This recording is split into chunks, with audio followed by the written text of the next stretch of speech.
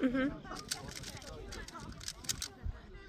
guys, today I am solving a Rubik's Cube in Jidir duzu, Azerbaijan.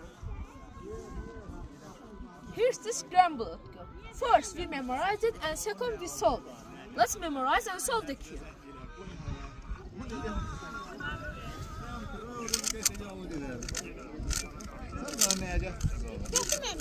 Bir buradan çay həminki kimi çay gəlmişdi bu da içə. Bu içmiyor. Ağlaman çay gəlir. Yesin yaşını bu baxar.